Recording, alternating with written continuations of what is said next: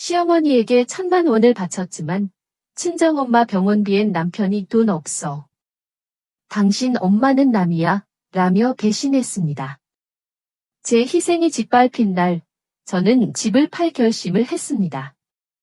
가족들이 모인 자리, 이 집이 친정엄마 피땀으로 지어졌다는 충격적인 진실이 드러났습니다. 그들은 모든 것을 후회할 겁니다. 당신은 제가 그 다음 무엇을 했는지 믿지 못할 겁니다. 계속하기 전에 채널을 구독하고 댓글로 어디에서 듣고 계신지 알려주세요. 저는 박미영입니다. 올해 벌써 40 중반을 넘긴 아들 하나 둔 평범한 엄마죠. 시골에서 어렵게 자랐지만 이순자 여사, 우리 엄마의 한없는 사랑을 받으며 컸습니다. 저는 가난했지만 엄마의 사랑 덕분에 마음만은 늘 넉넉했어요. 제 인생에서 절대 잊을 수 없는 그날이 있습니다. 모든 것이 무너지고 제가 제 자신을 찾아야 했던 그날 말이죠. 그날 아침은 너무도 평범했습니다. 시어머니 김 여사님은 소파에 앉아 텔레비전을 보고 계셨죠. 그 흔한 아침 드라마를 보고 계셨을 겁니다. 갑자기 가슴을 움켜쥐고 얼굴이 새파래지더니 그대로 쓰러지셨습니다. 쿵! 컵 떨어지는 소리에 놀라 달려갔습니다. 어머니, 어머니, 왜 이러세요? 아무리 흔들어도 어머니는 이미 의식을 잃으신 채 온몸이 차갑게 식어 있었습니다. 제 가슴이 쿵 내려앉고 손발이 덜덜 떨렸습니다. 저는 온 힘을 다해 어머니, 어머니를 외쳤습니다. 남편 김민준 씨와 시동생 김민우, 그리고 몇몇 친척들이 우르르 몰려왔지만 누구 하나 병원에 빨리 모셔갈 생각은 안 했습니다. 그저 발만 동동 구르며 이러다 저러다 말만 많았죠. 어떤 친척은 나이고 연세 드시면 다 그런 거지, 뭐 병원 갈 돈이 어디 있어? 라고 했습니다. 저는 더 이상 기다릴 수 없었습니다. 사람 목숨이 달린 일인데 망설일 시간이 없었죠. 급히 택시를 불러 제가 직접 어머니를 안아들고 응급실로 모셨습니다. 병원으로 가는 내내 어머니의 거친 숨소리와 푸른 입술을 보며 제 눈에서는 눈물이 뚝뚝 떨어졌습니다. 그동안 제가 시어머니에게 얼마나 많은 서러움을 겪었는지 그때는 아무것도 생각나지 않았습니다. 오직 제발 무사히 넘어가시길 하는 마음뿐이었습니다. 의사 선생님은 제게 협심증입니다. 즉시 입원 치료가 필요하고 초기 비용만 해도 1,000만 원 정도 예상됩니다. 라고 말씀하셨습니다. 1,000만 원, 저에게 결코 적은 돈이 아니었습니다. 지난 몇 년간 아들 학자금으로 땀 흘려 모아뒀던 돈이었으니까요. 하지만 사람 목숨인데 어떻게 돈으로 잴 수 있겠어요? 저는 남편 김민준 씨를 돌아봤습니다. 고개를 끄덕여주길 바랐죠. 하지만 그는 제 눈길을 피하며 휴대폰을 보는 척 고개를 숙일 뿐이었습니다. 시동생 김민우는 더했습니다. 단호하게 말했죠.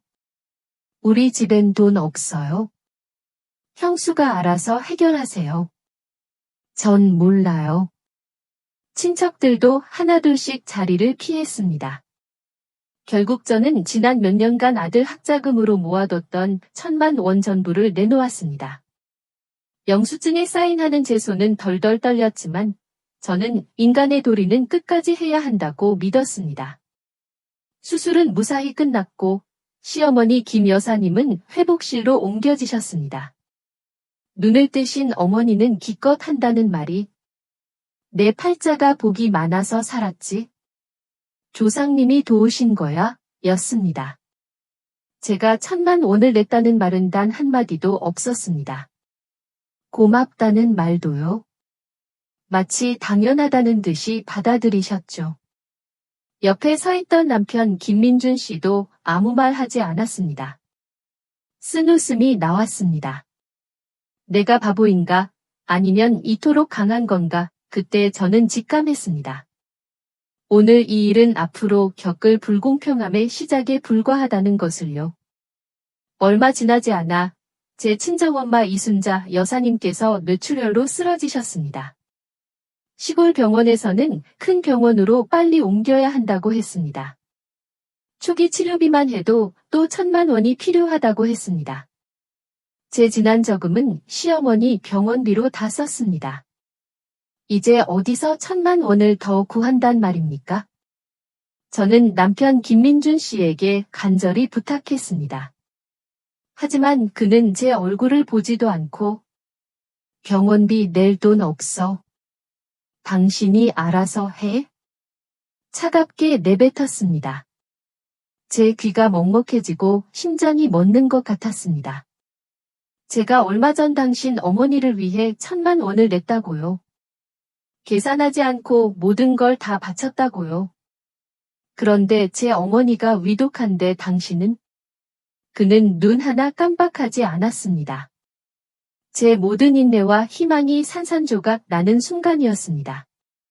그의 입에서 나온 말은 제 마지막 희망을 잘라냈습니다.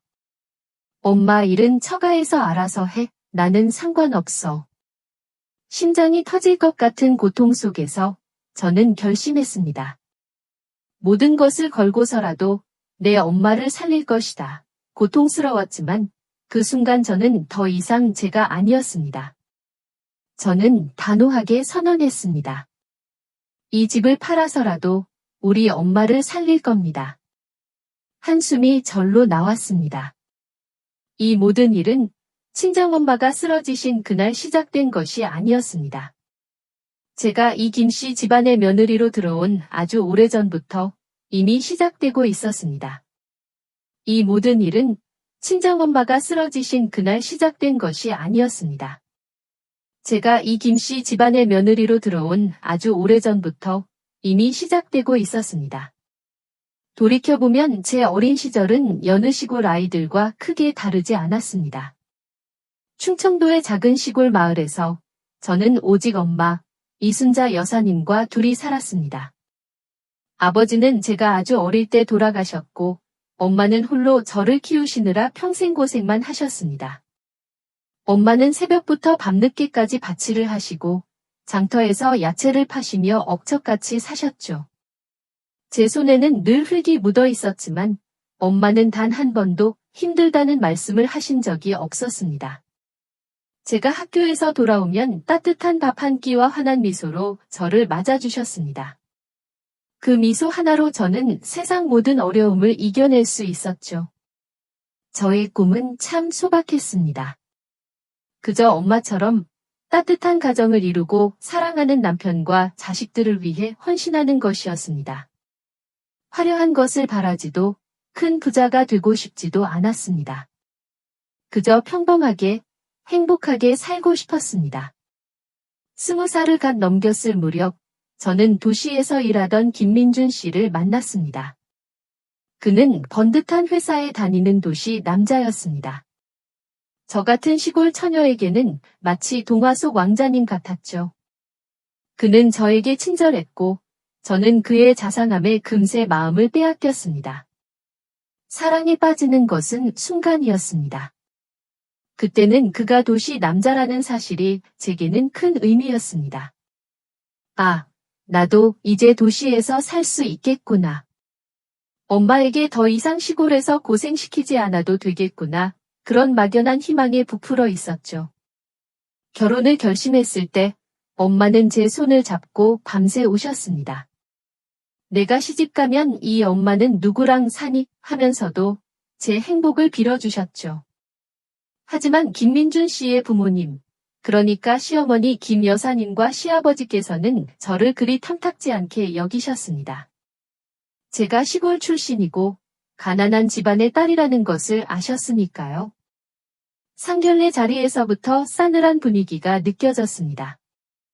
시어머니 김 여사님은 제 머리부터 발끝까지 훑어보시더니 얕잡아 보는 듯한 미소를 지으셨습니다. 그리고는 칭찬인지 비난인지 모를 말씀을 꺼내셨죠. 시골 처녀들은 살림은 잘하겠지. 하지만 뭘 할 수 있을지는 모르겠네. 그 한마디는 제 가슴에 칼날처럼 박혔습니다. 저는 그저 쓴웃음을 지으며 농담이시겠지 하고 넘기려 했습니다. 하지만 그때부터 불안감이 싹트기 시작했습니다. 결혼식 준비는 순탄치 않았습니다. 남편 될 김민준 씨 집에서는 예물이랄 것도 없이 겨우 몇천만 원을 내놓았습니다. 도시에서는 이 정도면 초라하다고 할 만큼 적은 액수였죠. 저는 괜찮다고 했습니다. 돈이 뭐가 중요하냐고, 사랑만 있으면 된다고 생각했으니까요. 하지만 엄마는 달랐습니다. 딸아, 시집가서 남에게 무시당하면 안 된다. 내가 도시 사람들에게 기죽으면 안 돼. 엄마는 제가 남의 집 귀한 자식 대접을 받길 원하셨습니다. 제게는 아무것도 해준 것 없는 것 같다고 항상 미안해하셨던 엄마는 제 결혼식만큼은 번듯하게 해주고 싶어 하셨습니다. 그리고 엄마는 제게 차마 말할 수 없는 엄청난 희생을 하셨습니다. 시골에 있던 유일한 논밭을 파시고 토지 등기부 등본까지 담보로 잡아서 5천만 원이 넘는 돈을 마련하신 겁니다. 그 돈으로 제 결혼식을 화려하게 치러주셨습니다. 넉넉한 혼수도 마련해 주셨고 심지어 제가 시집가서 살게 될 신혼집에 보태라며 적지 않은 돈을 제 손에 쥐어주셨습니다.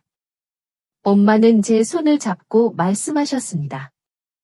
눈에는 눈물이 그렁그렁했지만 억지로 미소를 지으려 애쓰셨죠. 딸아, 엄마가 너에게 해줄 게 이 논밭밖에 없구나. 그래도 팔아서 내 결혼식 번듯하게 치러주고 나면 나중에 시댁 가서 무시당하는 일은 없을 거다. 그 말씀을 듣는 순간 제 가슴이 미어지는 것 같았습니다. 제가 엄마 품에 안겨 서럽게 울자 엄마의 가는 어깨가 미세하게 떨리는 것을 느꼈습니다. 엄마, 제가 꼭 잘 살아서 엄마 걱정 안 시킬게요. 절대로 후회하지 않게 해드릴게요. 저는 속으로 몇 번이고 다짐하고 또 다짐했습니다.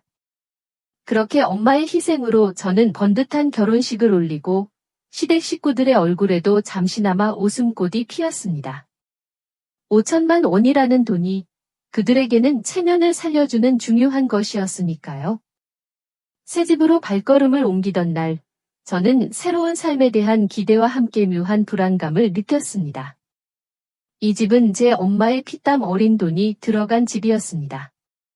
하지만 시어머니 김 여사님과 친척들의 눈빛은 여전히 저를 꿰뚫어 보는 듯했습니다. 따뜻한 환영 대신 마치 내가 얼마나 잘하나 보자 하는 듯한 싸늘한 시선이 느껴졌습니다. 그때는 그저 제가 시골 출신이라서 그런가 보다 제가 더 잘하면 되겠지 하고 애써 외면했습니다. 하지만 돌이켜보니 그때 이미 불행의 씨앗이 뿌려지고 있었던 것이었습니다. 제 삶의 오랜 고통은 그 싸늘한 시선에서부터 시작되고 있었던 것이죠. 제 엄마의 지극한 사랑과 희생이 그들에겐 그저 돈으로밖에 보이지 않았다는 것을 저는 그때 알지 못했습니다. 제가 이 김씨 집안의 며느리로 들어온 지 얼마 되지 않아 모든 것이 낯설고 숨막히는 듯했습니다. 저는 그저 시골 출신의 배움도 짧은 여자였으니까요. 부모님은 농사일로 평생 고생하셨고 저희 결혼식도 화려함과는 거리가 멀었습니다. 그저 소박한 잔치였을 뿐입니다. 하지만 시댁 문턱을 넘는 순간부터 저는 친척들과 시어머니의 꿰뚫어 보는 듯한 시선을 느꼈습니다. 김 여사님은 제 머리부터 발끝까지 훑어보시더니 얕게 콧방귀를 뀌고는 칭찬인지 비난인지 알 수 없는 말을 툭 던지셨습니다. 시골 처녀들은 살림은 잘하겠지. 다른 건 뭘 할 수 있을지는 모르겠지만 그 말이 비수처럼 제 가슴을 찔렀습니다. 저는 그저 입술을 깨물고 억지 미소를 지으며 농담이겠지 하고 넘기려 했습니다. 하지만 하루하루 시댁에서 살면서 저는 김 여사님의 그 말이 농담이 아니었다는 것을 뼈저리게 깨달았습니다. 밥 짓고 설거지하고 청소하고 빨래하는 집안일부터 심지어 논밭에 나가 품앗이하며 가게의 보탬이 되는 일까지 모든 것이 제 어깨 위에 짊어졌습니다. 집안에는 사람 수가 많았지만 그 누구도 손 하나 까딱하지 않았습니다. 마치 제가 이 모든 일을 하는 것이 당연하다는 듯이요.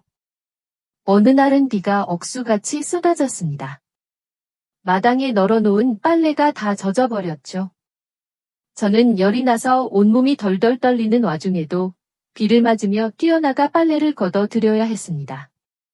시어머니 김 여사님은 현관에 팔짱을 끼고 서서 혀를 차셨습니다. 여자라면 부지런해야지. 게으르면 집안 전체가 고생한다. 그때 남편 김민준 씨도 옆에 있었지만 그저 쓴웃음만 짓고는 고개를 돌려버렸습니다. 저는 속으로 제발 내 편을 들어 한마디만 해달라고 빌었습니다. 하지만 결국 아무 말도 없었죠. 그에게는 엄마 말은 하늘에 계시다고 생각하는 듯했습니다. 반박할 수 없는 성스러운 말씀처럼요. 어떤 날은 너무 힘들어서 마루에 주저앉아 눈앞이 캄캄해질 정도로 기진맥진했습니다. 그때 시동생 김민우가 지나가면서 저를 얕잡아 보는 눈초리로 툭 던졌습니다. 아이고, 형수는 겨우 그 정도이라고 벌써 앓는 소리를 해요? 우리 집 며느리가 그렇게 약해서야 조만간 쫓겨나겠네. 저는 목구멍이 메어 아무 말도 못하고 그저 묵묵히 다시 일어나 일을 계속했습니다. 제 마음속 깊은 곳에는 참고 견디고 부지런히 살다 보면 언젠가 시어머니께서도 내 마음을 알아주시고 저를 친딸처럼 여겨주시겠지 하는 희망이 남아 있었습니다. 하지만 현실은 정반대였습니다. 날이 갈수록 김 여사님은 저를 더욱 무시하고 마치 무급하녀처럼 대했습니다. 손님이라도 오면 을에 비꼬는 듯한 말씀을 던지셨죠. 우리 집은 운이 좋아서 며느리를 잘 들였지. 아주 일꾼처럼 부지런해요. 사람들은 왁자지껄 웃었고 저는 그저 고개를 숙이고 억지 미소를 지을 수밖에 없었습니다. 어떻게 저렇게 쉽게 남을 깎아내릴 수 있을까? 저는 속으로 몇 번이나 되물었습니다. 그러면서 점차 눈물을 속으로 삼키는 법을 배웠습니다. 밤마다 남편 김민준 씨 옆에 누워 제 힘든 마음을 이야기하고 싶었습니다. 하지만 제가 입을 열기 무섭게 그는 짜증 섞인 목소리로 말했습니다. 그만 좀 투정 부려. 엄마는 우리 형제 키우느라 고생 많으셨어. 그러니 이제 엄마가 무슨 말을 해도 다 맞는 거야? 저는 말없이 벽 쪽으로 돌아 누웠습니다. 베개는 제 눈물로 축축하게 젖었습니다. 시댁이라고 불리는 이 집에서 저는 한 번도 이토록 외롭다고 느낀 적이 없었습니다. 시간이 지나면 모든 것이 변할 거라고, 언젠가는 제 진심이 시어머니의 마음을 움직일 수 있을 거라고 생각했습니다. 하지만 아니었습니다. 시간이 흐를수록 그 멸시는 깊어지기만 했고 마치 바닥 없는 구덩이처럼 저를 계속해서 아래로 떨어뜨렸습니다. 아직도 잊히지 않는 순간이 있습니다. 그때 저는 고열에 시달려 온몸이 불덩이 같았고 손발이 축 늘어져 눕고만 싶었습니다. 오늘은 남편에게 저녁 준비를 부탁하거나 적어도 시어머니께 좀 더 누워있게 해달라고 부탁해야겠다 하고 생각했습니다. 하지만 잠깐 눈을 붙이기도 전에 시어머니 김 여사님의 날카로운 목소리가 마당에서 들려왔습니다. 며느리, 밥할 시간인데 뭐 하는 거야? 빨리 안 나와. 저는 힘겹게 몸을 일으켜 부엌으로 향했습니다. 얼굴은 창백했고 땀이 비 오듯 쏟아졌습니다. 떨리는 목소리로 말씀드렸습니다. 어머니, 제가 지금 열이 너무 높아서요. 오늘은 그냥 시켜 먹는 게 어떠세요? 저녁에 좀 나아지면 제가 요리할게요. 말이 끝나기도 전에 어머니는 눈을 부릅뜨고 날카롭게 말씀하셨습니다. 열이 나면 뭐 어때? 며느리가 그렇게 약해서야 이 집안을 망치는 거밖에 더 되겠어? 고작 이 정도 가지고 투정하면 나중에 남편과 자식들 누가 돌볼 건데? 저는 그 말을 듣고 그 자리에 얼어붙었습니다. 남편 김민준 씨는 바로 그 자리에 앉아 있었지만 제 편을 들어주기는커녕 아무렇지도 않게 고개를 끄덕이며 제 마음에 칼을 꽂는 말을 덧붙였습니다. 엄마 말씀이 틀린 게 뭐가 있어? 당신이 조금만 더 참고 고생하면 해가 될 것도 없지. 제 온몸이 벼랑 끝으로 떨어지는 것 같았습니다. 눈물이 왈칵 쏟아졌지만 소리내어 울지도 못했습니다. 저는 말없이 부엌으로 돌아가 아궁이에 불을 피우고 야채를 다듬고 간을 맞췄습니다. 머리가 어지러워 칼을 놓으면 그대로 쓰러질 것 같았지만 밥은 지어야 했고 밥상은 여러 반찬으로 채워져야 했습니다. 제가 얼마나 떨고 있는지 아무도 신경 쓰지 않았습니다. 그날 저녁 식탁에서 가족들은 아무렇지도 않게 맛있게 밥을 먹고 웃음소리가 끊이지 않았습니다. 저는 목으로 밥이 넘어가지 않아 겨우 몇 숟가락 뜨고는 다시 상을 치웠습니다. 그 누구도 제게 몸은 좀 괜찮으냐고 묻지 않았습니다. 그 차가움은 열병 때문이 아니라 제가 시댁 식구라고 불렀던 사람들의 무정함에서 오는 것이었습니다. 그날 밤 저는 낡은 나무 침대 위에서 몸을 웅크리고 누워 있었습니다. 옆을 보니 남편은 이미 깊은 잠에 빠져 있었죠. 그를 흔들어 깨워 제가 너무 아프다고 그저 따뜻한 위로 한마디라도 해달라고 말하고 싶었습니다. 하지만 저는 멈췄습니다. 그만두자. 내가 그저 희생하면 하늘과 땅이 알아주겠지. 언젠가는 모두가 내 진심을 알아볼 거야. 저는 막연한 믿음으로 저 자신을 달래고 하루하루를 버텨냈습니다. 정말 이상하게도 불공평한 대우를 받을수록 저는 더욱 인내심을 가지고 견뎠습니다. 저는 어쩌면 제가 태어날 때부터 짊어져야 할 운명을 타고났다고 생각했습니다. 하지만 바로 오늘 시어머니께서 쓰러지셨을 때 저는 아무것도 따지지 않았습니다. 저는 여전히 달려가 병원비를 대고 제 마음에 그동안 쌓인 수많은 상처에도 불구하고 어머니를 돌봤습니다. 남들은 제가 어리석다고 할지도 모릅니다. 하지만 저는 인간이라면 마땅히 지켜야 할 효도를 알고 있었습니다.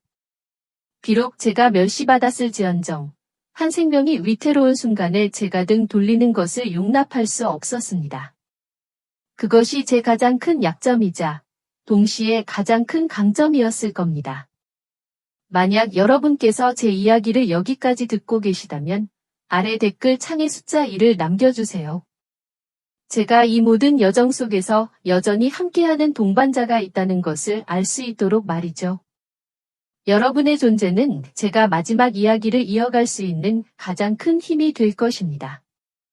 부디 계속해서 경청해 주시기를 바랍니다. 제가 시어머니 김 여사님을 병원으로 모셨던 그날 아침은 제 삶의 모든 불공평함이 응축된 시작점이었습니다. 모든 것이 너무나도 빠르게 벌어져 저는 정신을 차릴 틈도 없었습니다.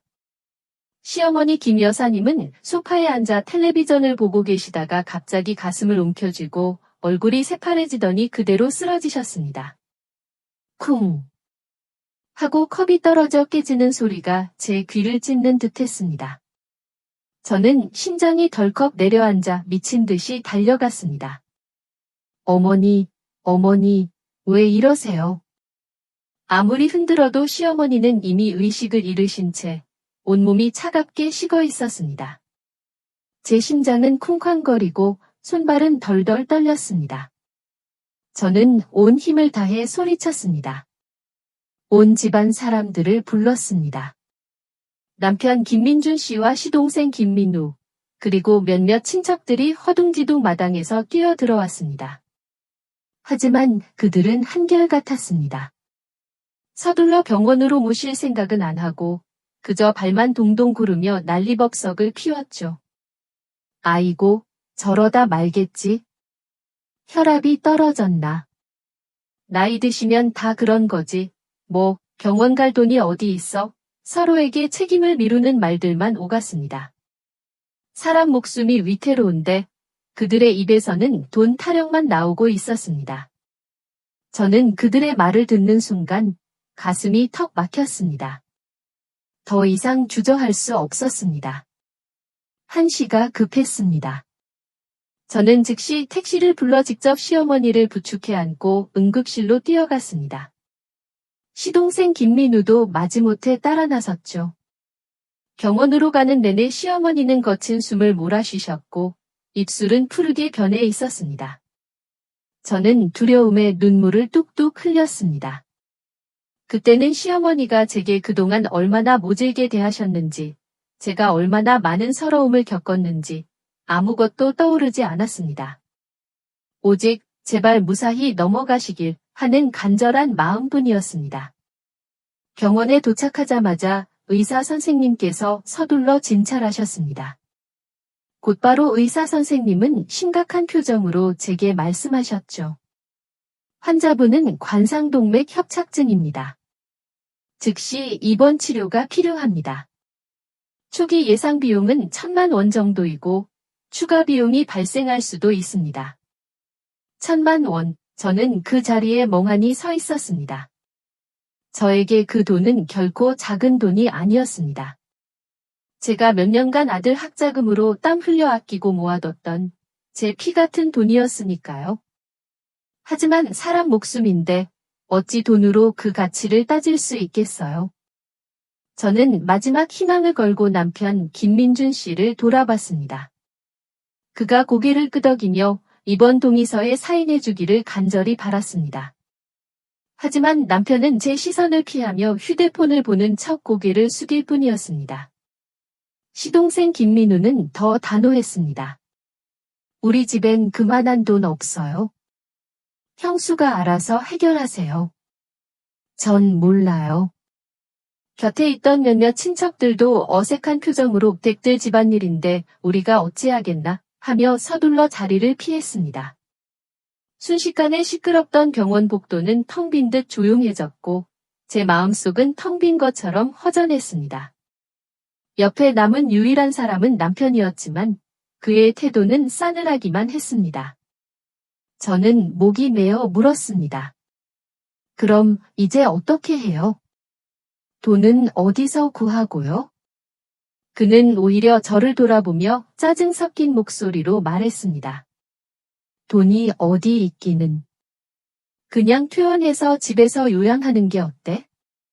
그 말을 듣는 순간 제 심장은 그대로 쿵 떨어지는 듯했습니다. 의사 선생님은 단호한 표정으로 지금 집으로 돌아가시면 생명이 위험합니다. 가족분들께서 잘 판단하셔야 합니다. 라고 말씀하셨습니다. 저는 더 이상 다른 방법이 없었습니다.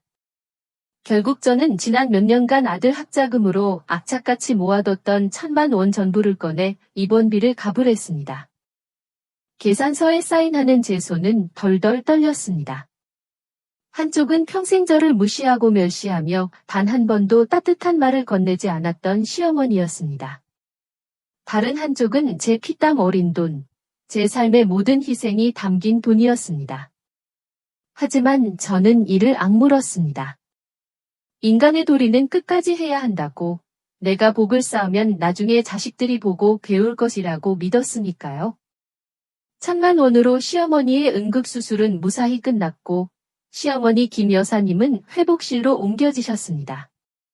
눈을 뜨신 어머니는 기껏 한다는 말이 제 가슴을 쿵 내려앉게 했습니다. 정말 내 팔자가 복이 많아서 살았지. 조상님이 도우신 거야? 어머니는 제가 1,000만 원을 내서 어머니를 살렸다는 말은 단 한마디도 하지 않으셨습니다. 고맙다는 말은 더더욱이요. 그저 당연하다는 듯이 받아들이셨습니다. 옆에 서 있던 남편 김민준 씨도 아무 말 하지 않았습니다. 저는 쓴웃음이 나왔습니다. 내가 바보인가? 아니면 이토록 강한 건가? 그때 제 마음속 깊은 곳에서는 이미 불길한 예감이 싹트기 시작했습니다. 오늘 이 일은 앞으로 겪을 불공평함의 시작에 불과하다는 것을요. 제 삶에 커다란 변화가 시작되고 있었습니다. 시어머니 김 여사님이 퇴원하신 후에도 저는 여전히 제가 주인이라고는 단 한 번도 느껴본 적 없는 그 집에서 며느리로서의 고단한 삶을 이어갔습니다. 병원비로 1,000만 원을 썼지만 제 공로는 철저히 외면당했습니다. 그저 일꾼 박미영일 뿐이었죠.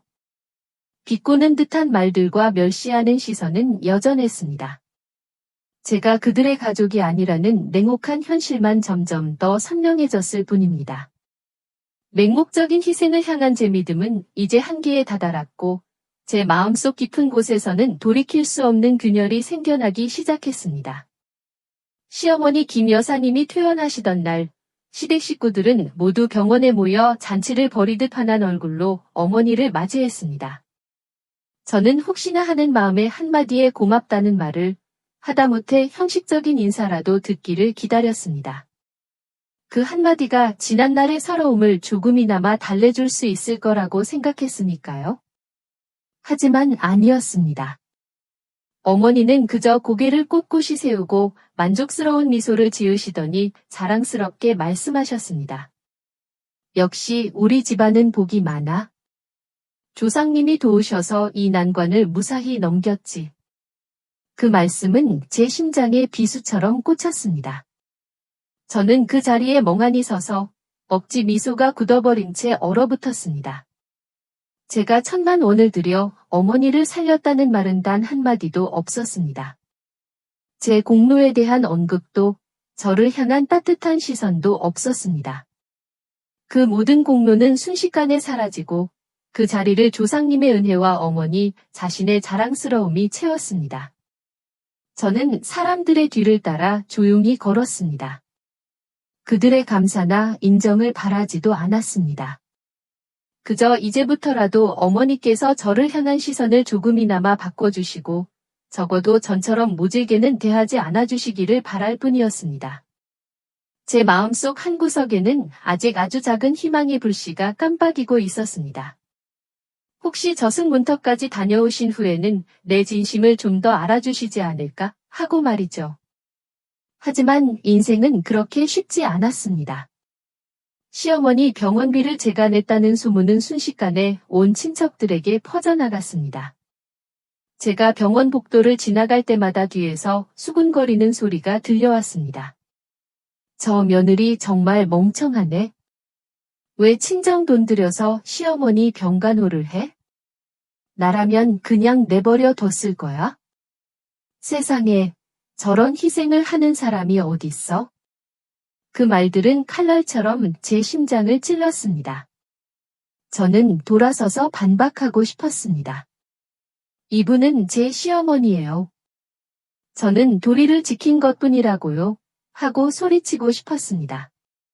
하지만 저는 그 모든 말을 속으로 삼켰습니다. 무슨 말을 해도 그들은 결코 저를 이해하지 못할 것이라는 걸 알고 있었으니까요. 그날 밤 저는 병원 복도에 홀로 앉아 있었습니다.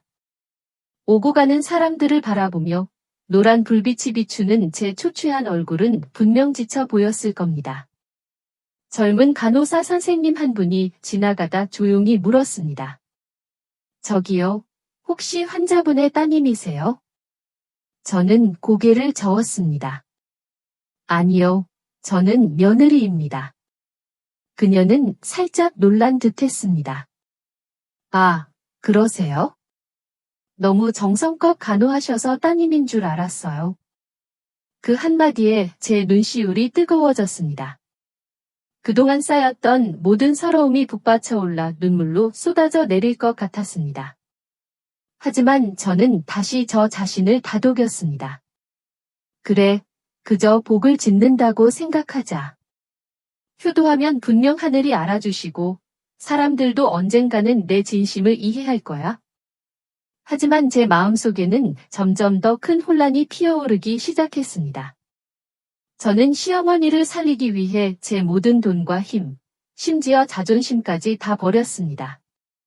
그런데 돌아온 것은 남편의 싸늘함, 친척들의 멸시뿐이었습니다.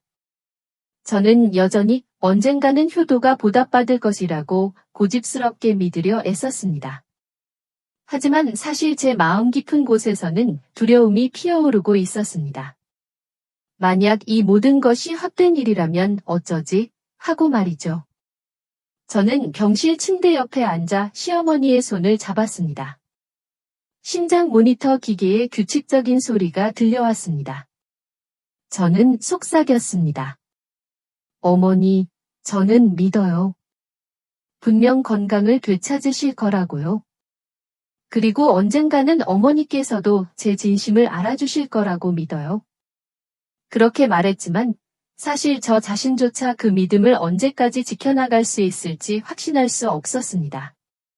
남편 김민준 씨와의 관계는 더욱 냉랭해졌습니다. 그는 여전히 저와 제 감정에 대해 무관심했습니다. 마치 저는 그저 집에 사는 그림자 같은 존재였습니다. 점차 제 마음속 깊은 곳에서 다른 의지가 싹트기 시작했습니다.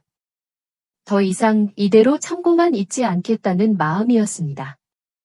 저는 맹목적인 희생이 저를 더 깊은 상처로 밀어 넣을 뿐이라는 것을 이제는 깨달았습니다.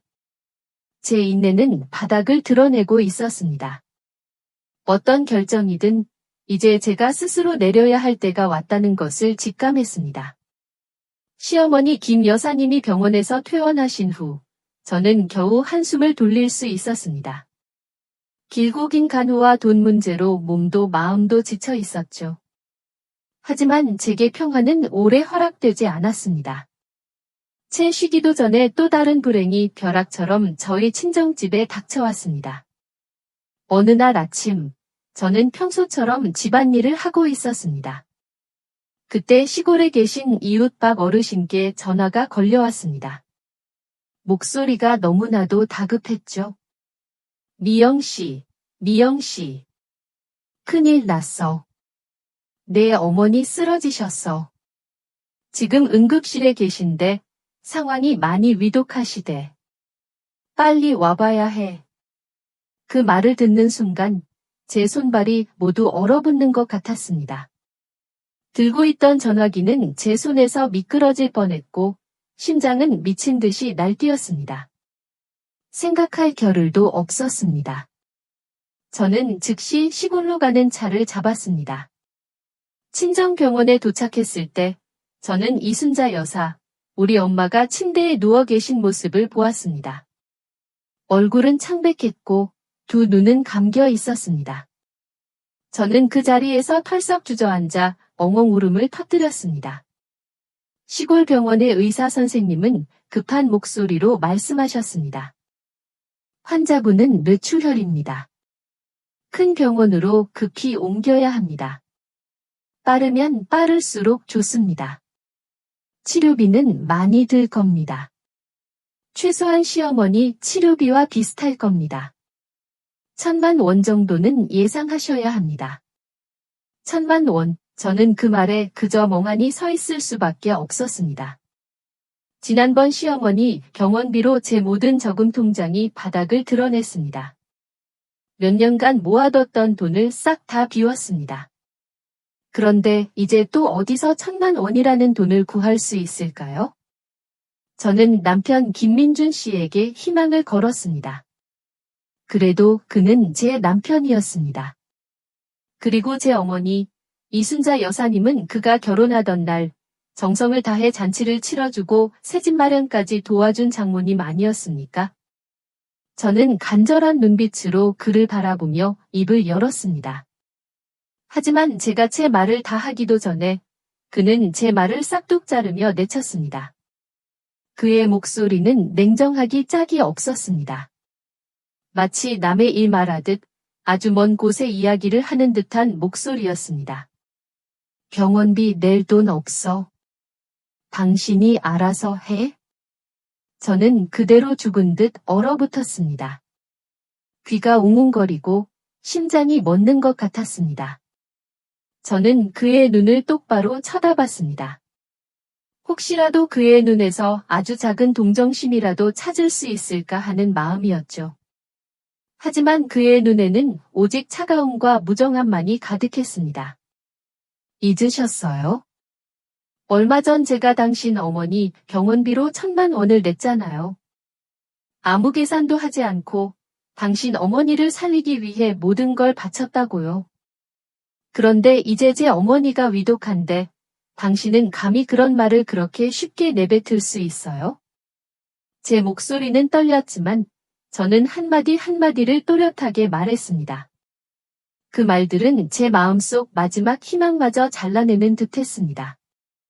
그 순간 제 마음속에서는 무언가 펑 하고 터지는 소리가 들렸습니다. 지난 몇 년간 참고 견뎌왔던 모든 인내가 분노로 터져 나왔습니다. 저는 어머니의 가는 손을 꼭 잡았습니다.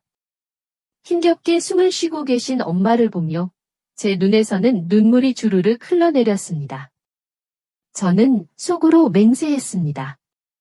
무슨 일이 있어도 어떤 대가를 치르더라도 내 엄마를 살릴 것이다.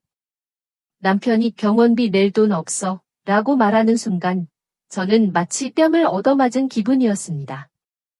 제 귀는 먹먹해지고 병원 복도는 순식간에 정적에 휩싸였습니다. 오직 엄마의 산소호흡기 소리와 제 심장이 미친 듯이 뛰는 소리만 들릴 뿐이었습니다. 저는 남편을 쏘아보며 떨리는 입술로 겨우 다시 물었습니다. 목소리가 심하게 잠겨 나왔습니다. 그럼 제가 당신 어머니 병원비로 낸 1,000만 원은요?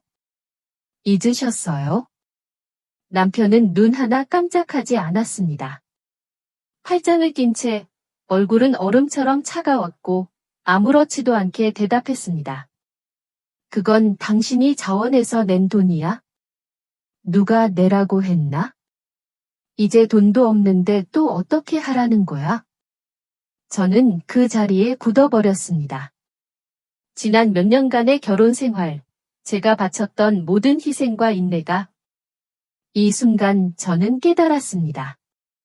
그의 눈에는 제가 그저 걸어다니는 지갑에 불과했다는 것을. 제가 흘렸던 수많은 눈물, 아파도 몸을 움직여 일했던 날들, 그리고 몇 년간 피땀 흘려 모았던 돈. 그 모든 희생은 그들에게 저를 더더욱 무시할 구실받게 되지 않았던 것입니다. 저는 이 가족의 아내도 식구도 아니었습니다. 그저 그들이 필요할 때 이용하는 존재였을 뿐입니다. 제 눈물이 주르륵 흘러내려 엄마의 야윈 손등을 적셨습니다. 엄마가 힘겹게 눈을 떼시더니 저를 돌아보며 가늘고 약한 목소리로 말씀하셨습니다. 얘야, 더 이상 빚내지 마. 엄마 때문에 너까지 고생하는 거 원치 않아. 이만하면 됐어? 엄마는 괜찮아. 엄마의 그 말씀을 듣는 순간 제 심장이 갈기갈기 찢어지는 것 같았습니다. 엄마는 평생 저 때문에 고생하셨습니다. 제가 결혼하던 날에는 땅을 팔고 등기부등본을 담보로 돈까지 빌려서 저를 시집 보내셨습니다. 그런데 지금 이 순간 당신이 병상에 누워 위독한데도 저 때문에 더 고생할까 봐 걱정하고 계셨습니다. 저는 고개를 숙여 엄마의 떨리는 손을 꼭 잡고 목이 메어 울었습니다. 어머니, 살아야 해요. 엄마를 두고 가지 않을 거예요. 제가 가진 모든 것을 걸어서라도 엄마를 구할 거예요. 엄마는 눈물로 흐려진 눈으로 저를 바라보셨습니다. 저는 엄마가 제 모든 것이 바닥났다는 것을 아시면서도 제가 강해지려 애쓰는 모습을 이해해 주신다는 것을 알았습니다. 저는 엄마의 야윈 손등에 입을 맞추며 맹세했습니다. 이번에는 그 누구도 저를 막을 수 없고 어떤 냉정함도 제 효심을 꺾을 수 없을 거라고요. 남편 김민준 씨는 여전히 그 자리에 서 있었습니다. 그의 얼굴은 마치 이 모든 일이 자신과는 아무 상관없다는 듯 무정하기 짝이 없었습니다. 심지어 그는 제 가슴을 더 아프게 하는 말을 또다시 던졌습니다. 장모님 일은 처가에서 알아서 해. 나는 상관없어. 저는 고개를 들어 그의 눈을 똑바로 쳐다봤습니다. 제 눈빛은 아마 칼날처럼 날카로웠을 겁니다. 그는 순간 움찔했지만 이내 고개를 돌려버렸습니다. 저는 알았습니다. 우리 둘 사이에 더 이상은 깨뜨릴 수 없는 벽이 생겨버렸다는 것을요. 저는 눈물을 닦고 엄마의 손을 더욱 세게 잡았습니다. 제 머릿속에는 이미 하나의 결정이 번뜩였습니다. 지금까지 저는 늘 참고 견디며 언젠가 인정받기를 바랐습니다. 하지만 이제 저는 깨달았습니다. 맹목적인 희생은 저를 더욱 짓밟히게 할 뿐이라는 것을요. 엄마를 살리려면 이제 단 하나의 길밖에 없었습니다. 그리고 이번에는 그 누구에게도 허락을 구하거나 애원하지 않을 것이었습니다.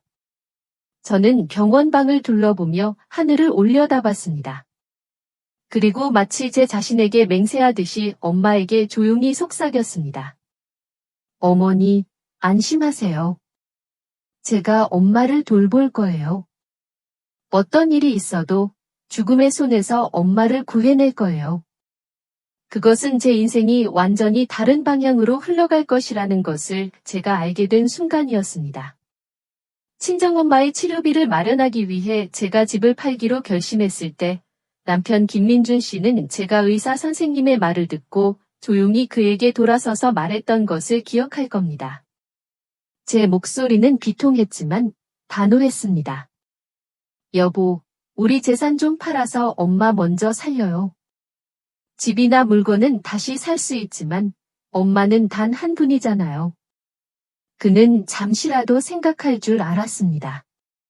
하지만 그는 얼굴을 찌푸리며 낮게 으르렁거렸습니다. 안 돼. 이 집은 우리 부모님이 물려주신 거야. 당신이 함부로 손대지 마, 알았어? 저는 그 말에 그 자리에서 얼어붙었습니다. 제가 그동안 쓸고 닦고 아끼며 가꿔왔던 이 집이 남편의 눈에는 제 것이 단 한 뼘도 없었다는 것을 깨달았습니다. 저는 이 집에서 그저 얹혀 사는 남과 다름없다는 차가운 현실이 온몸을 감쌌습니다. 그때 김민준 씨의 동생, 시동생 김민우가 끼어들며 날카로운 목소리로 말했습니다. 형수가 감히 집을 팔면 고소할 거예요. 시어머니 병원비 좀 냈다고 뭐든지 다 할 수 있는 줄 알아요? 이 집은 우리 김씨 집안 거예요. 형수한테는 권리 없어요. 그 말에 제 심장이 욱신거렸습니다. 제가 1,000만 원을 들여 그들의 어머니를 살렸지만 정작 제 어머니가 위독하자 저는 남 취급을 당하고 심지어 협박까지 받고 있었습니다. 저는 입술을 꾹 다물고 침착함을 유지하려 애썼습니다. 만약 지금 제가 입을 열었다면 아마 서러움에 북받쳐 울음을 터뜨리거나 참아왔던 독한 말을 쏟아냈을 겁니다. 저는 침묵했지만 제 마음속에는 이미 굳건한 결심이 싹트고 있었습니다. 그 침묵은 나약함 때문이 아니라 제가 나아갈 길을 냉정하게 계산하기 위함이었습니다. 저는 병상에 누워 얼굴이 창백하고 숨소리가 힘겨운 엄마를 보며 가슴이 미어지는 것 같았습니다. 우리 엄마를 다시는 아프게 하지 않겠다. 저는 맹세했습니다. 그날 밤 저는 병원 베란다에 홀로 앉아 있었습니다. 노란 불빛이 수척한 제 얼굴을 비추고 있었습니다. 머릿속에는 온갖 생각들이 뒤엉켰습니다. 시어머니 병원비를 위해 제 저금을 탈탈 털었던 기억, 친정엄마가 저에게 한 푼이라도 더 챙겨주시려 애썼던 기억, 그리고 무시당하며 눈물로 밥을 삼켰던 수많은 순간들이 필름처럼 스쳐 지나갔습니다. 그 모든 기억들은 고통과 분노를 더했습니다. 남편 김민준 씨는 달랐습니다. 그는 친정엄마의 위독에는 조금도 걱정하지 않았고 오직 이 집과 그들의 재산을 어떻게 지킬지만 계산하고 있었습니다. 그는 여전히 밥을 잘 먹고 잠도 잘 자며 아무 일 없다는 듯이 드나들었습니다. 그 모습을 보며 저는 더욱더 깨달았습니다. 저와 그 사이에는 더 이상 끊을 수 없는 정 따위는 남아있지 않다는 것을요. 제 마음속에서는 뜨거운 불꽃이 타오르기 시작했습니다. 그의 냉정한 말과 협박에도 불구하고 저는 그 다음날 아침 주저없이 부동산 중개인에게 다시 연락했습니다. 오후에 중개인과 서류 몇 가지의 가계약 사인을 마쳤을 때 남편 김민준 씨는 이 사실을 알게 되었습니다. 그는 마치 미친 사람처럼 병원으로 달려와 사람들 앞에서 고래고래 소리를 질렀습니다. 당신 미쳤어? 누가 당신한테 집을 팔 권한을 줬어? 그 집은 우리 가족의 재산이야. 당신 마음대로 돈으로 바꾸는 게 아니라고. 그의 고함 소리는 병원 복도에 울려 퍼졌고 주변 사람들의 시선이 모두 저에게로 향했습니다. 저는 조용히 앉아 있었고 그들의 엿보는 듯한 시선을 피하려 애쓰지 않았습니다. 저는 그저 옅은 미소를 지으며 나직하고 천천히 대답했습니다. 네, 저는 미쳤습니다. 우리 엄마를 너무나 사랑해서 그분의 목숨을 구하고 싶어서 미친 겁니다. 당신이 제가 틀렸다고 생각한다면 그렇게 생각하세요. 하지만 저는 멈추지 않을 겁니다. 그는 두 눈을 부릅뜨고 저를 노려봤습니다. 두 손을 꽉 움켜쥐고 모든 것을 부숴버릴 듯 했습니다. 하지만 아마도 제 침착함이 그를 멈춰 세웠을 겁니다. 그는 몇 마디 욕설을 더 내뱉더니 분노에 가득 찬 채 자리를 떠났습니다. 그때 저는 지난 몇 년간 제 어깨를 짓눌렀던 모든 짐이 한순간에 사라지는 듯한 가벼움을 느꼈습니다. 더 이상 두렵지 않았습니다. 지난 세월 동안 저는 고개를 숙이고 참고 견디고 멸시당하며 살았습니다. 하지만 이제 엄마를 위해서라면 모든 것을 부술 준비가 되어 있었습니다. 만약 그것이 엄마가 하루라도 더 살 수 있는 대가라면 저는 기꺼이 감내할 것이었습니다. 제 마음속에는 이상한 힘이 솟아올랐습니다.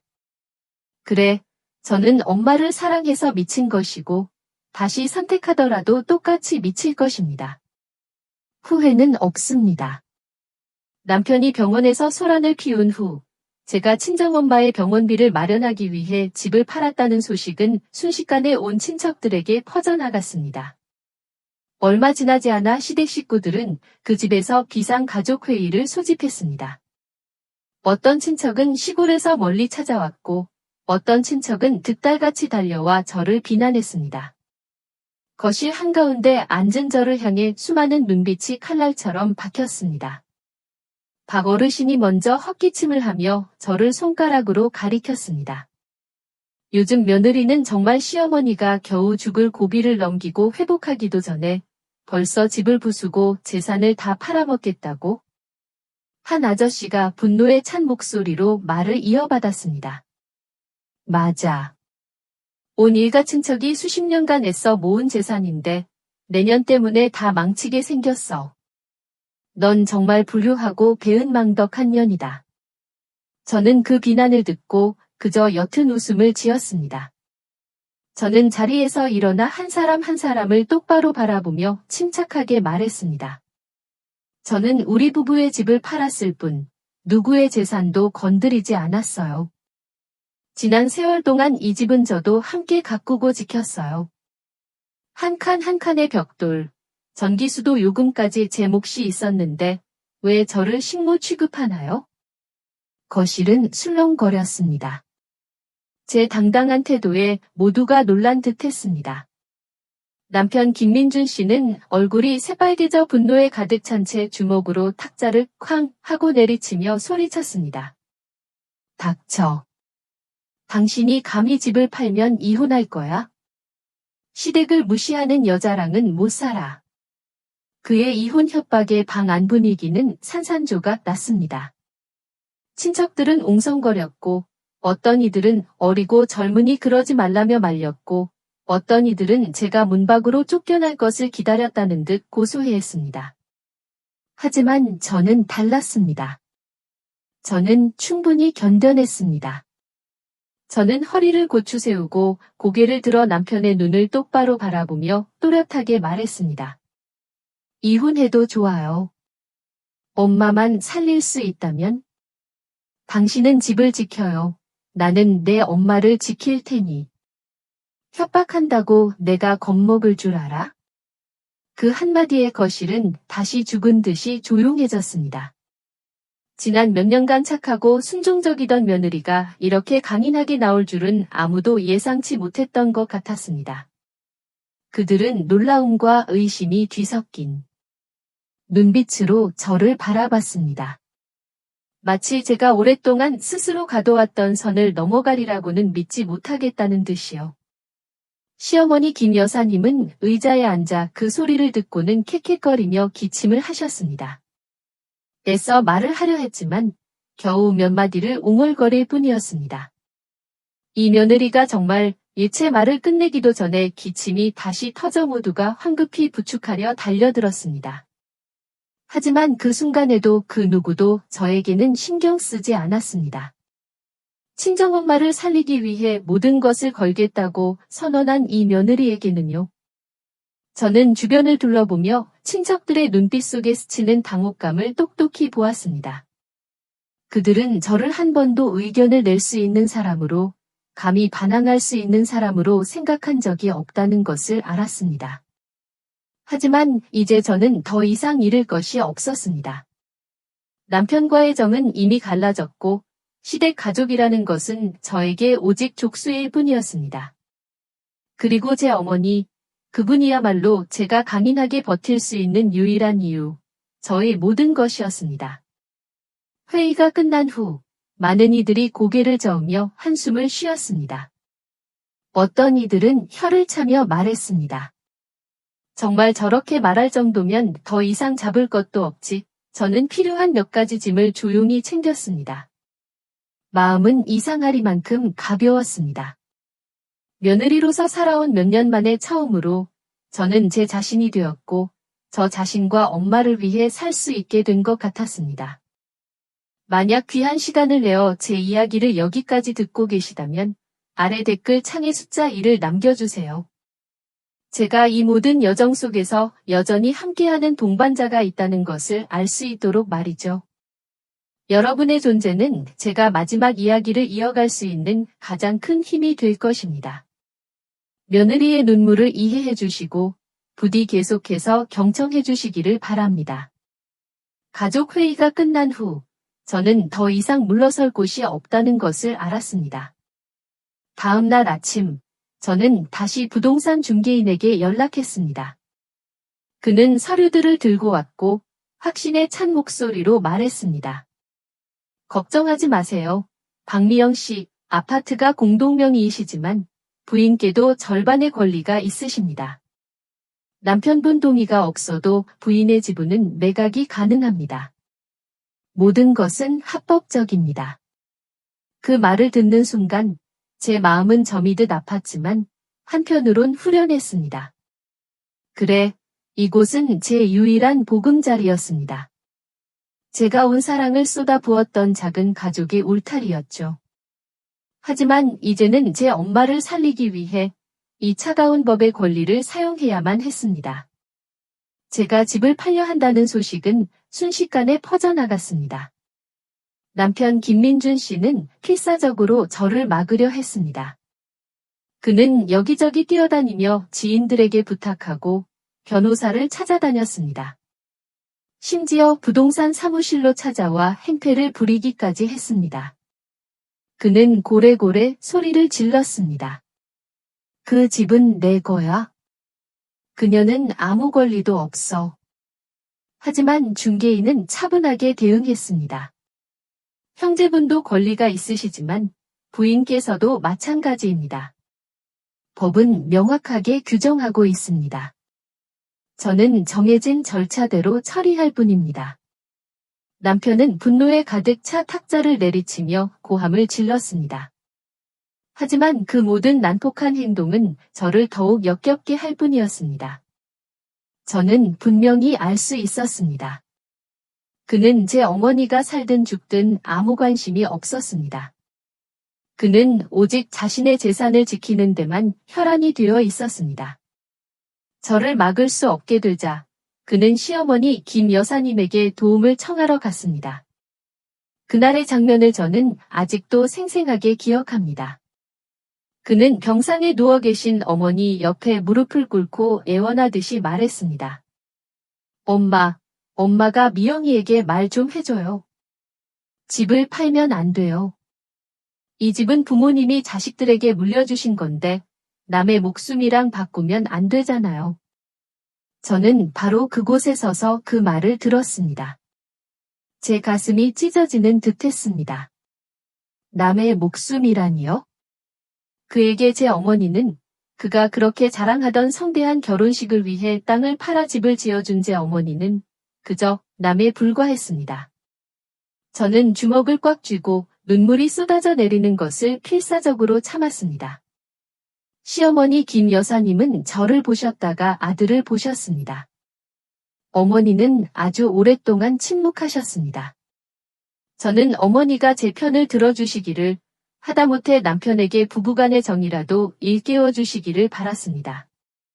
하지만 아니었습니다. 어머니는 그저 고개를 돌려 제 시선을 피하셨습니다. 목이 쉰 듯한 목소리로 말씀하셨습니다.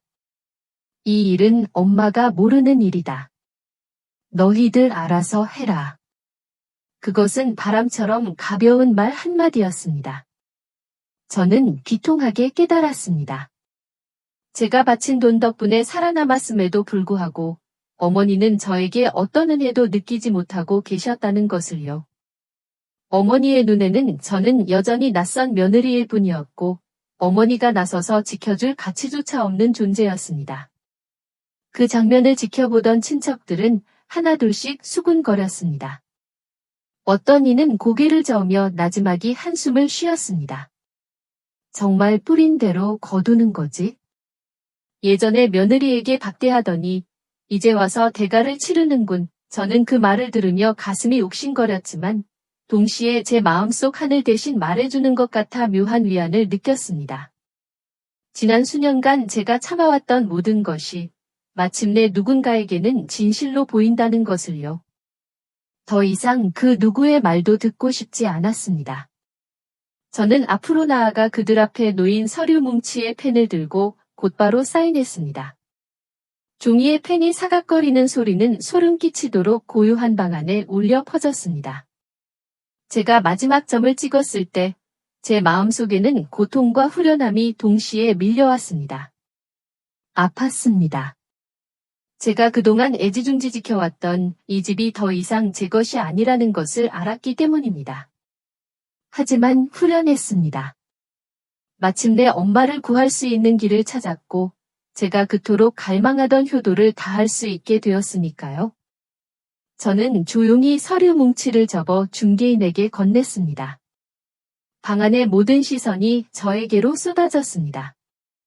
분노에 찬 눈빛, 놀라움에 가득 찬 눈빛, 그리고 멸시하는 눈빛. 하지만 저는 더 이상 신경 쓰지 않았습니다. 제 마음속에는 오직 한 가지 이미지뿐이었습니다. 경상에 누워 제 돈으로 생명을 이어가고 있는 우리 엄마, 이순자 여사님의 모습 말입니다.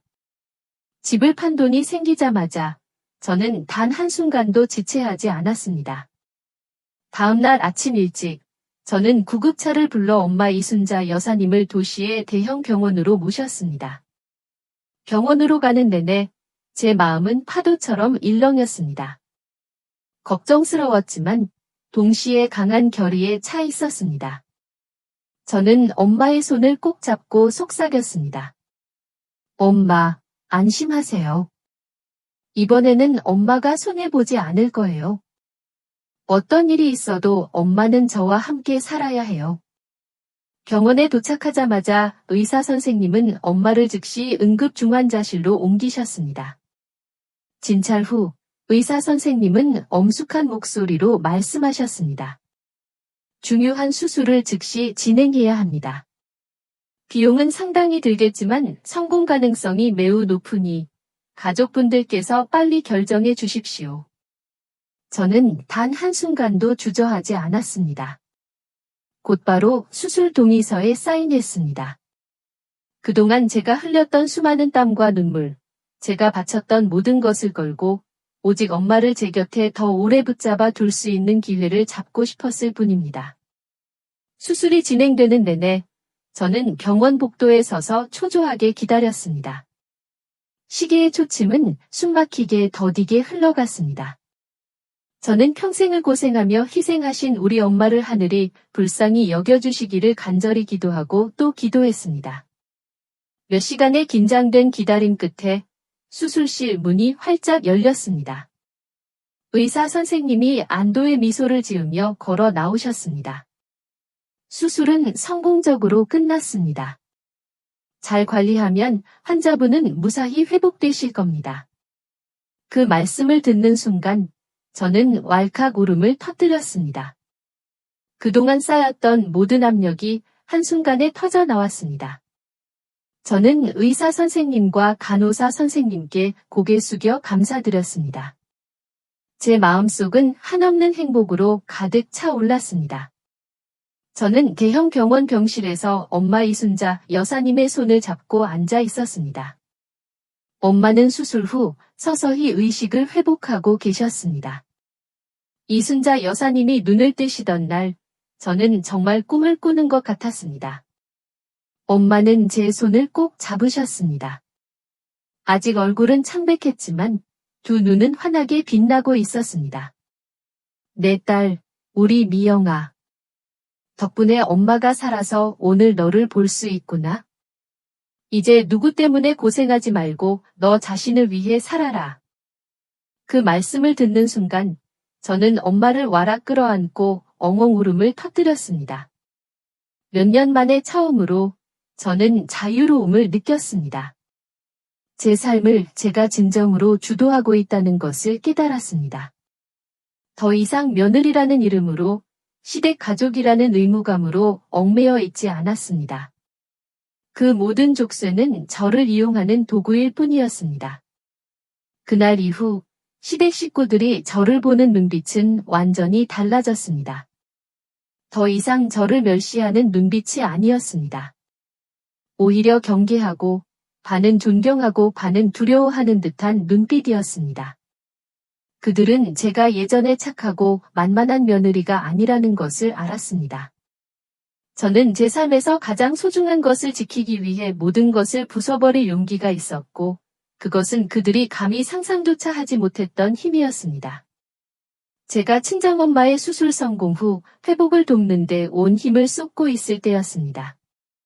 시댁에는 예상치 못한 변고가 들이닥치기 시작했습니다. 제가 집을 팔아버린 탓에 시댁 식구들은 갑작스럽게 살 곳을 잃었고 허름하고 비좁은 월세 아파트로 이사해야 했습니다. 시어머니 김 여사님은 평생 풍족하게 사시던 분이라 비좁은 방에서 생활하시는 것을 견디지 못하셨습니다. 식사도 제대로 하지 못하고 정신적으로도 날이 갈수록 피폐해지셨습니다. 몇 주 지나지 않아 어머니는 갑자기 다시 병이 도지셨습니다. 이번에는 의사 선생님께서 심장합병증이 재발했다고 진단하셨습니다. 즉시 입원이 필요했고 지난번보다 훨씬 많은 치료비가 필요했습니다. 하지만 이번에는 지난번과 달리 아무도 나서서 병원비를 대겠다고 하지 않았습니다. 남편 김민준 씨는 여기저기 뛰어다니며 친구들에게, 친척들에게, 심지어 동료들에게까지 도움을 요청했습니다.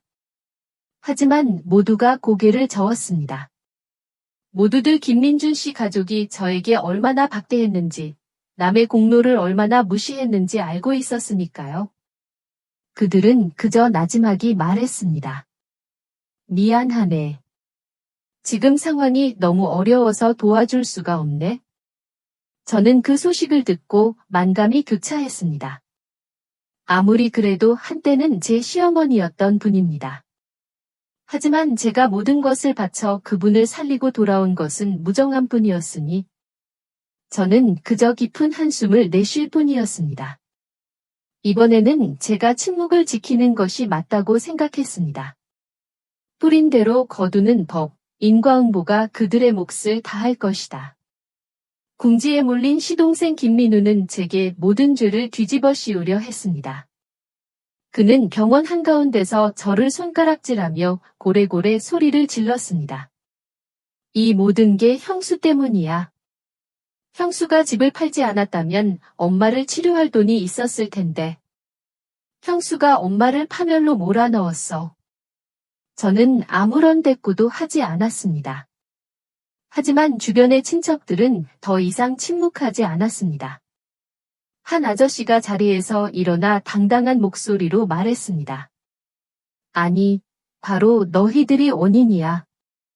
며느리는 1,000,000원을 써서 시어머니를 살렸는데 너희들은 뭘 했어? 장모님이 아플 때 그는 자기 엄마를 구하고 싶었을 뿐이야. 너희들이 먼저 배은망덕했으니 이제 그 대가를 치르는 거야. 그 직설적인 말에 시동생 김민우는 입을 꾹 다물었고 얼굴은 새빨개졌습니다. 그저 고개를 푹 숙일 뿐이었죠. 남편 김민준 씨도 의자에 주저앉아 멍하니 눈을 허공에 떴습니다. 예전처럼 고함을 지르던 기세는 온데간데 없었습니다. 시어머니 김 여사님은 병상에 누워 산소호흡기를 낀 채 흐릿한 눈을 뜨셨습니다. 주변을 둘러봐도 정식으로 병간호를 하는 자식들은 없었고 겨우 몇몇 먼 친척들이 의례적으로 방문했을 뿐이었습니다. 어머니는 남편 김민준 씨의 손을 잡으셨습니다. 목소리가 가늘게 떨렸습니다. 내가 잘못했다. 내가 미영이를 너무 무시하고 박대했어. 예전에 미영이를 소중히 여겼더라면 지금 이 지경이 되지는 않았을 텐데. 어머니가 그 말씀을 내뱉으시는 것을 듣는 순간 제 마음속에서는 형언할 수 없는 감정이 일어났습니다. 서글프면서도 씁쓸한 감정이었죠. 그분의 뒤늦은 후회와 인정이 너무나도 늦게 찾아왔기 때문입니다. 저와 친정엄마의 마음에 새겨진 상처는 그저 몇 마디 말로 아물 수 있는 것이 아니었습니다. 어머니가 퇴원하시던 날, 더 이상 예전처럼 번듯한 집으로 돌아가지 못하셨습니다. 자식들이 북적이는 따뜻한 집도 아니었습니다. 어머니는 비좁은 월세 아파트에서 홀로 외롭고 힘없는 모습으로 지내셔야 했습니다. 평생을 자만심으로 가득 차 사셨던 분인데 이제는 차가운 현실과 홀로 맞서야 하는 신세가 되셨습니다. 그것이 바로 가장 분명한 인과응보였습니다. 뿌린 대로 거두는 법입니다. 저는 멀리서 그 모습을 지켜봤습니다. 제 마음속에는 더 이상 원한이 남아있지 않았습니다. 저는 모든 일이 결국 제자리를 찾아갔다는 것을 이해했습니다. 그 외로움은 어머니가 지난 세월 동안 남을 무시하고 짓밟았던 대가였습니다. 엄마 이순자 여사님이 수술 후 회복하시던 날, 저는 비로소 제 마음이 진정으로 안도하는 것을 느꼈습니다. 엄마는 침대에 몸을 일으키셨습니다. 얼굴은 여전히 창백했지만 두 눈은 밝게 빛나고 있었습니다. 엄마는 제 손을 꼭 잡고 가늘게 떨리는 목소리로 말씀하셨습니다. 내 딸, 우리 미영아. 덕분에 엄마가 살아서 오늘 너를 볼 수 있구나. 이제 누구 때문에 고생하지 말고 너 자신을 위해 살아라.